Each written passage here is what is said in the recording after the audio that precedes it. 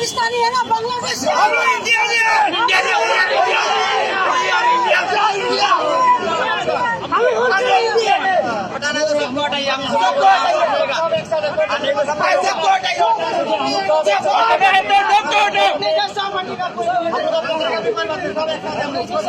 सबको लगाए